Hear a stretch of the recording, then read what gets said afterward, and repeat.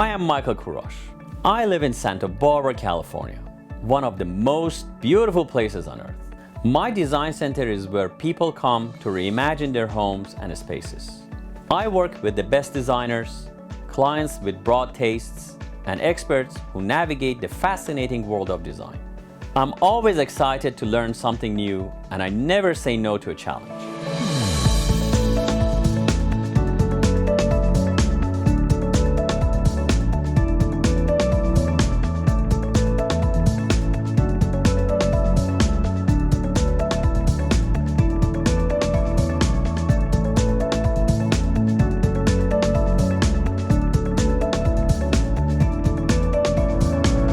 This is Design Santa Barbara.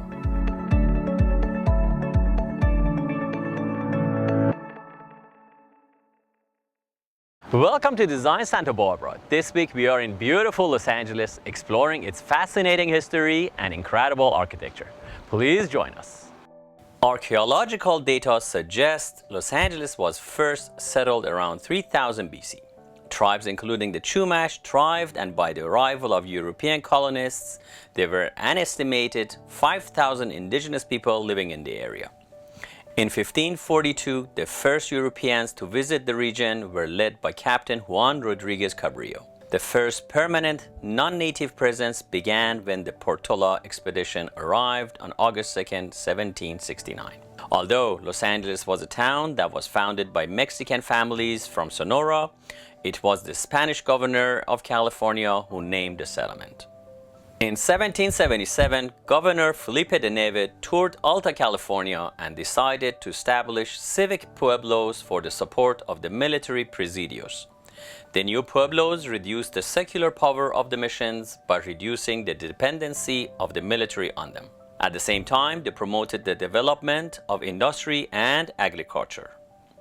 Governor de Neve identified Santa Barbara, San Jose, and Los Angeles as sites for his new pueblos. His plans for them closely followed a set of Spanish city planning laws contained in the Laws of the Indies by King Philip II in 1573. Those laws were responsible for laying the foundations of the largest cities in the region at that time, including Los Angeles, San Francisco, Tucson, and San Antonio. The Spanish system called for an open central plaza surrounded by a fortified church, administrative buildings, and streets laid out in a grid, defining rectangles of limited size to be used for farming and residences. The Pobladores is the name given to the 22 adults and 22 children from Sonora who founded Los Angeles. 20 were of African American or Native American descent. In December 1777, the Spanish Viceroy gave approval for the founding of a civic municipality at Los Angeles and a new presidio or garrison at Santa Barbara. As you can see, our community's history is very closely tied to that of Los Angeles. The official date for the founding of the city is September 4th, 1781. New families had arrived from New Spain earlier in 1781. In two groups, and some of them had most likely been working on their assigned plots of land since the early summer. The name first given to the settlement is debated. Historians have said that the Spanish name it El Pueblo de la Reina de Los Angeles, or the town of the Queen of the Angels. This name can be seen on maps as early as 1785. The town grew as soldiers and other settlers came into town and stayed. In 1784, a chapel was built on the original plaza. By 1800s, there were 29 buildings that surrounded the plaza, flat-roofed, one-story adobe buildings with thatched roofs made of tule. By 1821, Los Angeles had grown into a self-sustained farming community, the largest in Southern California. The rapid expansion of the region resulted in a need for native labor. Unlike the missions, indigenous people were paid for the work in Los Angeles, leading to increased population and settlement. Mexico's independence from Spain on September 28, 1821, was celebrated with great festivity throughout Alta California. No longer subjects of the king, people were now citizens with rights under the law. In the plazas of Monterey, Santa Barbara, and Los Angeles, people swore allegiance to the new government, the Spanish flag was lowered, and the flag of independent Mexico raised.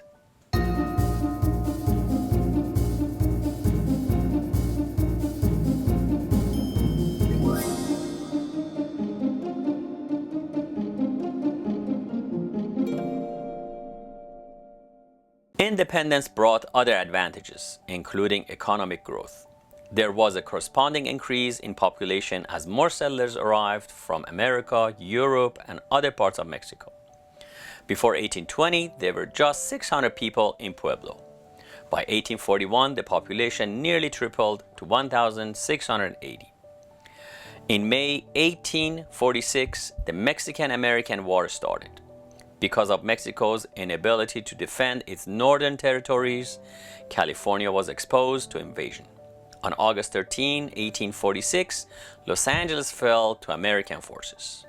After a 3-week occupation, a force of over 300 locals drove the Americans out, ending what came to be known as the Battle of Los Angeles.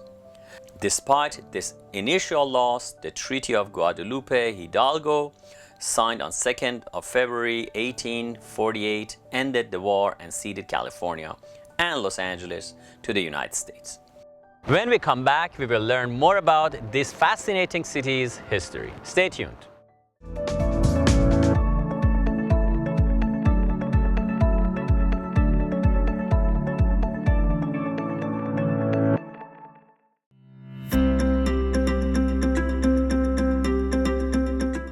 Today I would like to talk to you about rugs. 3 important things to remember when you are buying a rug. First is the size. Size is very important, and this is what you have to do your study. So if it's for a living room, I recommend to have the front legs of all the furniture to sit on the certain rug you're buying. So go measure it. Make sure you have at least a foot extended beyond the front legs. If you can afford it, get a rug that encompasses all the furniture to be sitting on it. So usually for a living room, you're talking an 8x10, 9x12, a bigger living room, 10x14, and if you want something to sit on it, 12x15 or 12x18. Second, there is a style. It is very important that the style you pick matches the house you have. Check the room. Is it a traditional house? Is it a modern house? Is it a transitional house? You pick the style matching your house and your living style. Lastly, and one of the most important steps, is the type of rug you're gonna buy. I highly recommend you to do your study and see what type of rug is good for your situation. Most rugs I recommend are hand knotted. So these are the type of rugs that they're done by hand. They're mostly natural fibers. They don't have any chemicals. They don't have any machines involved making it. They're hand knotted and they get more valuable over the time, and they're very durable and long lasting. These are 3 things to remember when you're buying a rug. Thank you for joining us.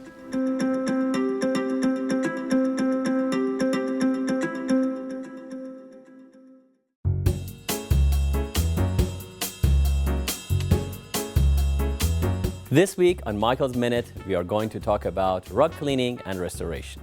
A fine rug is a family treasure often passed on from generation to generation. Rugs need to be properly taken care of to ensure their survival and protect your investment. At Santa Barbara Design Center, we are the foremost experts in professional cleaning, repairing, and preserving your rugs. Rugs should be hand washed every 3 to 5 years to maintain the structure. When was the last time you washed your rugs? Proper cleaning can extend the longevity of your rug, whereas steam cleaning can damage it. Restorations by Rugs & More include hand stitching, fixing fringes and sides, and reviving worn pile. For the finest restoration and cleaning, bring your rugs into Rugs & More at Santa Barbara Design Center today, 410 Olive Street.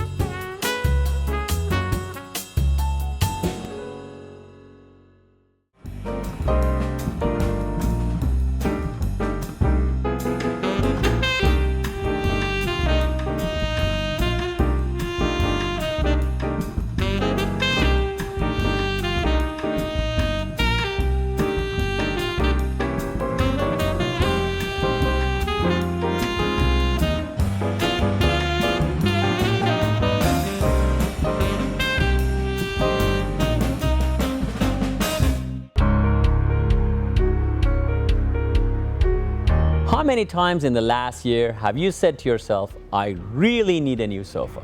Spending so much time at home lately, you deserve the most comfortable furniture. At Santa Barbara Design Center's massive showroom, we have numerous selections of sofas and sectionals that you can take home today. Or we can custom build your dream sofa. We make the most comfortable and stylish sofas and sectionals in the industry today. Just ask the top designers in Santa Barbara. They use our sofas and sectionals in their projects because they know clients are beyond satisfied with the results. For a decision as important as this, don't go online or buy from a catalog photo. Come into 410 Olive Street and let our experienced team help you find the perfect fit for your home. Trust me, you want to sit on it before you buy it.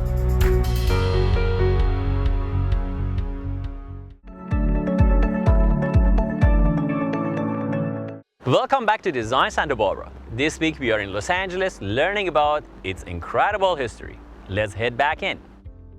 With the acquisition of California by the United States and the ensuing gold rush in Southern California, Los Angeles continued to grow. Initially known as California's Cow County because it provided the majority shares of beef to the region, Los Angeles initially gained a reputation of a lawless, Old West town.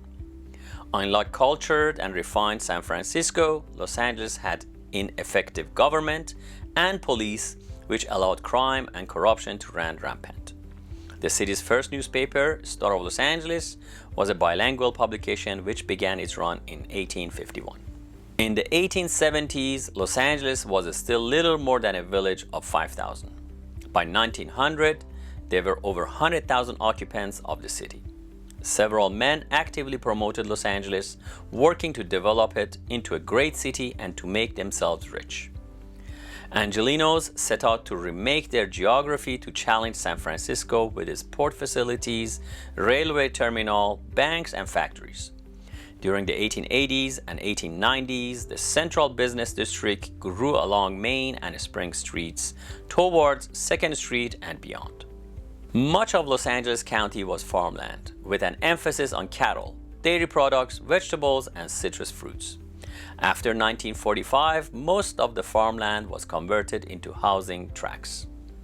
The city's first railroad, the Los Angeles and San Pedro Railroad, was inaugurated in October 1869. Oil was discovered in 1892 near the present location of Dodger Stadium. The Los Angeles City oil field was the first of many fields in the basin to be exploited. And in 1900 and 1902, respectively, the Beverly Hills oil field and Salt Lake oil field were discovered a few miles west of the original find. Los Angeles became a center of oil production in the early 20th century, and by 1923, the region was producing 1/4 of the world's total supply. It is still a significant producer, with the Wilmington oil field having the 4th largest reserves of any field in California. From the turn of the century to the start of World War II, Los Angeles was classified as a boom town. The development of the motion picture industry in Hollywood put Los Angeles on the map, and the population began to grow at a fever pace. The area proved to be perfect for filmmaking as the diversity of the region allowed for filming multiple genres and settings without traveling far. Take a look at this map of the area developed by film studios to show all the locations and how they could be portrayed on film. In 1930, Mines Field was opened. Initially a basic single runway, by 1941 it had been developed into a full airport, and in 1949 it was renamed Los Angeles International Airport. Today, LAX is one of the busiest transportation hubs on Earth.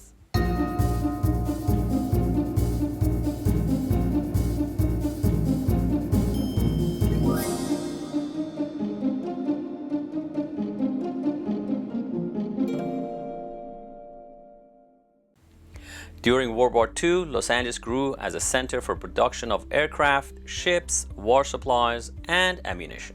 Aerospace employers headquartered in the Los Angeles metropolitan area were able to provide the nation's demand for the war effort in producing strategic bombers and fighter aircraft. After the war, hundreds of land developers bought land cheap, subdivided it, built on it, and got rich. Real estate development replaced oil and agriculture as Southern California's principal industry. In July 1955, Walt Disney opened the world's first theme park called Disneyland in Anaheim. 9 years later, Universal Studios opened its first theme park with the Public Studio Tour tram at Universal City. This later touched off a theme park war between Disney and Universal that continued on to the present day. In 1958, Major League Baseball's Dodgers and Giants left New York City and came to Los Angeles and San Francisco respectively. The population of California expanded dramatically to nearly 20 million by 1970. This was the coming of age of the baby boom. Los Angeles continued to spread, particularly with the development of the San Fernando Valley and the building of the freeways launched in the 1940s.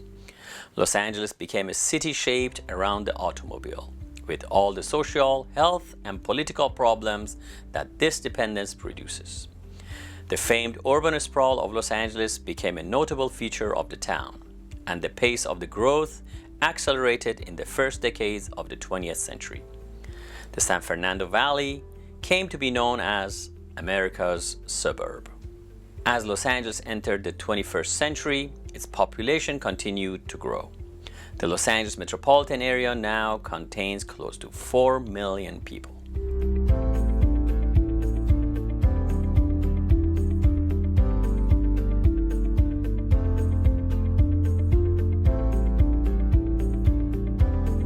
I hope you have enjoyed this look into LA's history. Next week, we will be back learning about this city's amazing architecture. I hope you will join us for that.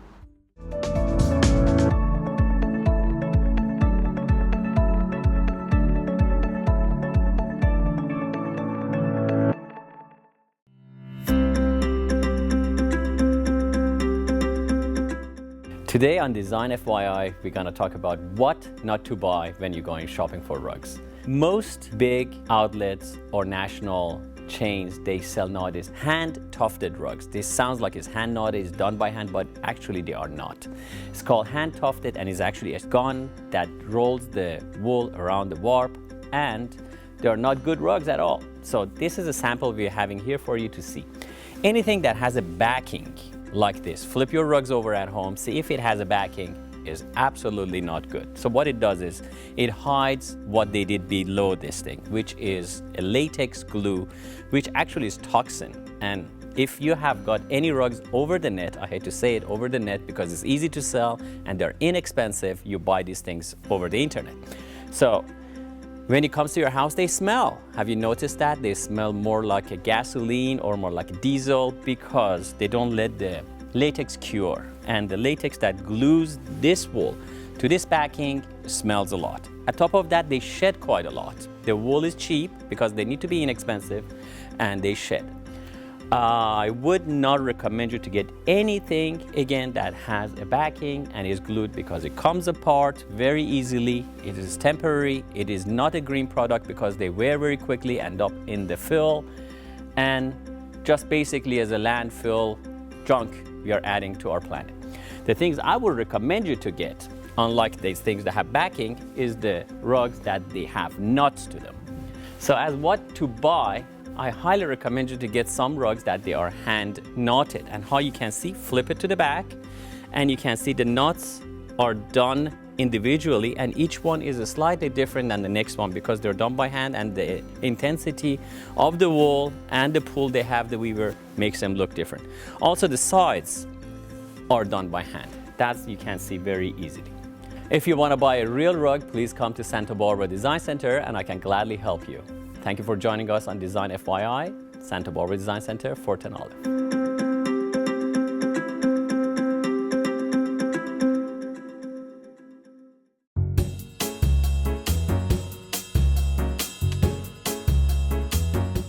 This week on Michael's Minute, we are going to talk about modern and transitional rugs.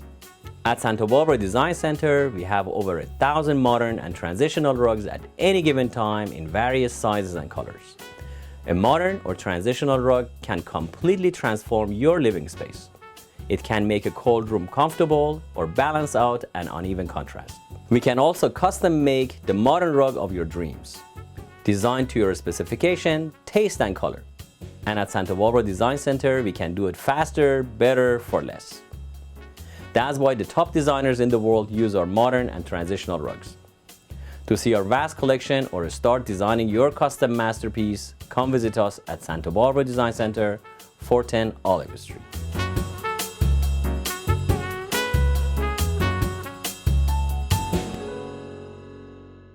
My grandfather taught me about the beauty of the rugs. Each one tells a story. Story about the person who wove it, the person who bought it, the person who inherits it, the person who treasures it.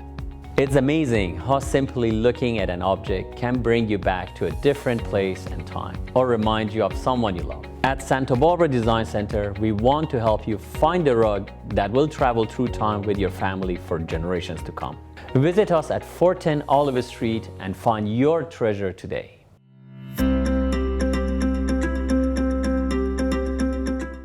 This week on Design FYI, we're going to talk about sofas and the unknown mistakes people make. Did you know average American spends 46 minutes a day in a car, but they spend 5 hours and 4 minutes on average on a sofa? So why would you go out there and spend tens of thousands of dollars for something you use for 46 minutes and then go ahead and buy something cheap that you sit on it for 5 hours and 4 minutes? At Santa Barbara Design Center, we create you a custom sofa that is made for you specifically and to your shape and size and comfort and your family. So when you're sitting and watching TV or talking and conversing with your friends, you're sitting on actually something that represents you. Your car represents you. Why shouldn't your sofa? Thank you for joining us on Design FYI this week, and please come see me at Santa Barbara Design Center, 410 Olive, and let me help you find the right sofa for you and your family.